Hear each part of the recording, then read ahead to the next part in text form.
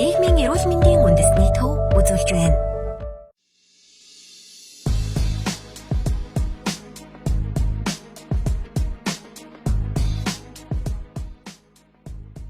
Энэ бол SARS-CoV-2. Энэ нь гадаргуудад титэм хэлбэрт уурахтай коронавирусын бүлэгт хамаардаг вирус юм. SARS-CoV-2 вирус нь COVID-19 өвчлөлийг үүсгэдэг ба хоолой болон уушгийг анхдагчаар гэмтээдэг вирусын халдварт өвчин юм. Коронавирусын халдвар авах үед биед ямар өөрчлөлт гардаг вэ? Уушгины хатгалгаа үүсгэхэд яг юу нөлөөлдөг вэ? Мөн үүнд вакцин хэрхэн нөлөөлөх вэ? Коронавирус нь үржихийн тулд заавал амьд эсийг халдварлуулдаг.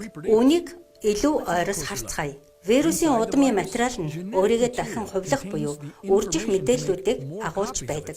Харин гадаргуугийн уург нь вирус хүмүүс хооронд дамжин халдварлах үед вирусын удмын материалыг хамгаалах үүрэгтэй байдаг байна. Вирусын гадар бүрхүүл нь вирусыг амьд эсийн бүрхүүлтэй холбож нэвтрэх үүргийг гүйцэтгэдэг. Энэхүү гадар бүрхүүл нь вирусын спайк уургийн молекулууд юм. Томоогийн вирус болон шинэ коронавирус нь спайк уургийн тусламжтайгаар биеийн амьд эсийн дотор нэвтрэн орсноор амьд эсийн үйл ажиллагаанд оролцсон үржин хуваагдах боломжтой болдог. Халдвартай хүн ярих, ханиаж найтах үед вирус агуулсан жижиг туслансрууд нь таны ам эсвэл хамар руу ордог. Мөн цаашлаад уушиг руу нэвтрэн орно. Вирус хүний биед нэвтрэн орсны дараа бидний хамар хоолой болон уушигны эсүүдтэй холбогдно. Вирусын нэг спайк уурга амьд эсийн гадаргууд байрлах нэг хүлэн авагч уургатай холбогдно. Энэ нь яг л түлхүүр цоож руу орж байгаатай адил юм. Иймэрхүү вирус амьд эсийн дотор нэвтрэн ордог байна. Ханиадны вирус нь амьд эсийн гадаргуугийн сак уургийн тусламжтайгаар эсийн бүх удмын материал агуулгадж байдаг эсийн цөм рүү нэвтрэн ордог байна. Харин коронавирус нь эзэн эсийн цөм рүү нэвтрэн ордоггүйгээрээ ялгаатай юм. Энэ вирус нь эзэн эсийн рибосом хэмээх эргэтэнцэр рүү шууд нэвтрэн ордог. Рибосомууд нь вирусын удмын мэдээллийг ашиглан вирусын гадаргуугийн спайк уурга гэх мэт вирусын уургуудыг нийлэгжүүлдэг. Нийлэгчсэн уургууд нь цэврүүнцэрт очин боловсрч эзэн эсийн гадаргуутай холбогддог.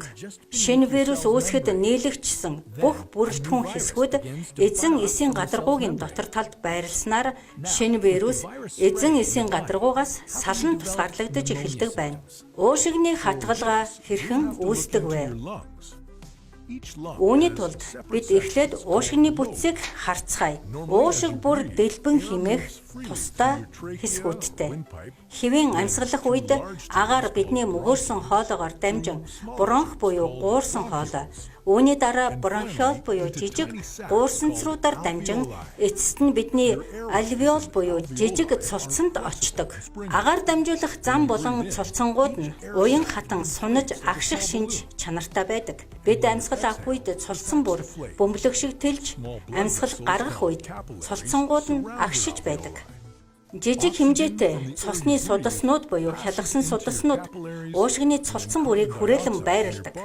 Амьсгалах үед авсан агаарын хүчил төрөгч нь хялгасан судас руу нэвчин ордог бол харин нүүрс хүчлийнхээ мөн л хялгасан судаснаас цулцсан руу нэвчснээр биднийг амьсгалаа гаргах үед гадагшилдаг байна. Бактери, вирус нь мөгөөрсөн хоолой, гуурсан хоолой болон гуурсанцрууд буюу амьсгалын замын салстад наалдан байрладаг бөгөөд хэвийн үед бидний амьсгалын замын ханандах олон тооны өсөнцрүүд нь эдгээр бактери вирусыг салстын хамт төрсөн хөдөлгөөнөөр байнга буцаан гадагшлуулж байдаг. Энэ үед бид ханиалгаж салс болон бактерийг бүр мөсөн гадагшлуулдаг байна. Бидний дархлааны эсүүд энгийн үед уушгины цулцсанд нэвтрэн орсон бактери вирусыг устгаж байдаг.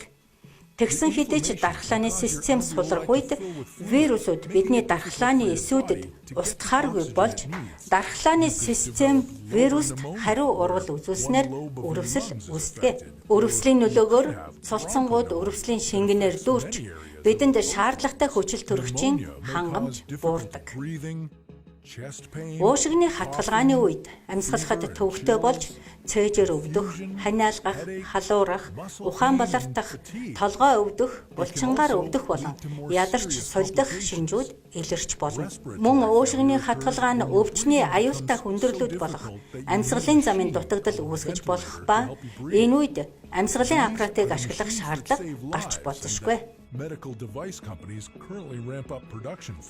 Коронавирусын вакцин гаргаж авах үйл ажиллагаа маш эрчимтэй явагдаж байна. Коронавирусын зарим судалгааны үр дүнд SARS-CoV-2 халдвараар өвдөд эдгсэн хүмүүст тодорхой хугацаанд дархлаа тогтож байна гэсэн дүгнэлтүүд гарсан. Гэвч эдгээр судалгаануудыг дахин шалгах хэрэгтэй. Коронавирусын эсрэг вакцин гаргаж авахд хэд хэдэн аргууд бий. Энгийнээр тайлбарлал вакцин нь сулруулсан вирусын хувилбар юм. Вакциныг биед тарих үед сулруулсан вирус нь биед өвчлөл үүсгэхгүйгээр бидний дархлааны системийг өдөөж өгдөг. Дархлааны эсүүд нь зөвхөн коронавируст эсвэл түүний спайк уурагт өвөрмөц эсрэг биетүүдийг нийлэгжүүлдэг ба эсрэг биетүүд гаднаас орж ирсэн вируст холбогдож эсрүү нэвтрэхээс хамгаалдаг. Мөн бидний дархлааны систем эсрэг биетүүдээс ирсэн тохиолдолд хариу урвал үзүүлж орж ирсэн вирусуудыг устгадаг. Дараа нь та жинхэнэ вирусын халдвар авах үед таны дархлааны систем маш хурдан хариу урвал үзүүлж вирусыг устгадаг. Өөрөөр хэлбэл таны дархлааны систем одоо үүнд бэлтгэгдсэн гэсэн үг юм. Цар тахлын үед судлаачид вакцин гарган авахар цаг хугацаатай уралдан ажиллахад хүрдэг байна. Хэдийгээр коронавирусын вакциныг гарган авснаар дэлхийн улс орнууд хүн амаа вакцинжуулж эхэлсэн ч та бид COVID-19 халдвараас бүрэн хамгаалагдах нөхцөл хараахан бүрдээгүй хിവэр байна. Тиймээс та бүхэн аль болох гэртээ байж халдвар хамгааллын дэглэмээ баримтлан амны хаалтаа зүүж гараа тогтмол угааж өөрийгөө болон ойр дотны хүмүүсээ хамгаалаарай. Нийгмийн эрүүл мэндийн үндэсний төв